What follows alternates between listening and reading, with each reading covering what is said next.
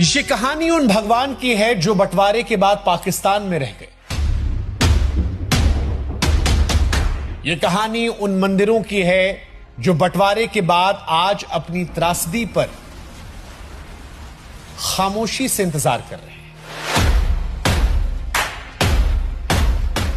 ये कहानी उन देवताओं की है जिनसे यह पूछा नहीं गया कि आपको पूजने वाले सरहद के किस तरफ रहते हैं।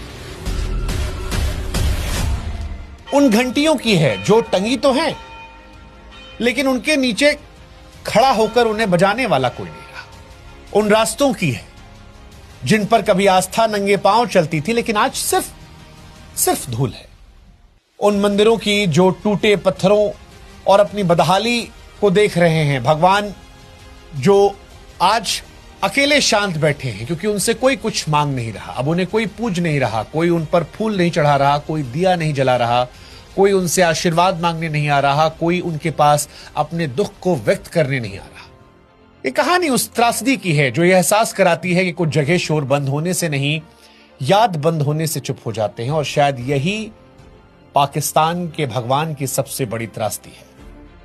और इसी त्रासदी, इसी खामोशी में कटासराज में भगवान शिव, हिंगलाज में माता शक्ति, शारदा पीठ में माता सरस्वती और पेशावर में गोरखनाथ खड़े हैं। ये सिर्फ नाम नहीं है, ये जीवन थे, ठिकाने थे जहां लोग अपने मन की पीड़ा को लेकर जाते थे, परिवारों की मनोकामना करते थे, जहां आस्था हर रोज रोशन होती थी। लेकिन जब बंटवारा हुआ तो इनसे नहीं पूछा गया कि अब जो आपको पूजने वाले हैं वो किस तरफ है।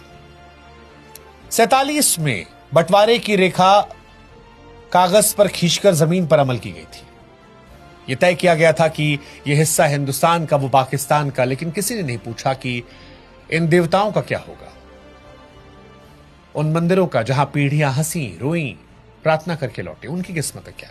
बंटवारे की आग एक रोज लगती है और लोग भागने लगते हैं। किसी के पास पीछे देखने का वक्त नहीं था क्योंकि पीछे मौत थी। लोगों के घर छूट गए, आंगन छूट गए, उस आंगन में लगी तुलसी जो थी वो सूख गई और मंदिर बंद हो गए। ऐसे भी मंदिर थे जिनकी चाबियां पुजारियों के पास थीं और पुजारी चले गए और दरवाजा खुला ही नहीं फिर कभी। और इसीलिए आजादी की उस रात जब दंगे हुए तो सिर्फ इंसान नहीं टूटे थे, उस रात आस्था भी टूट गई थी क्योंकि भक्त चले गए थे, भगवान वहीं रह गए थे।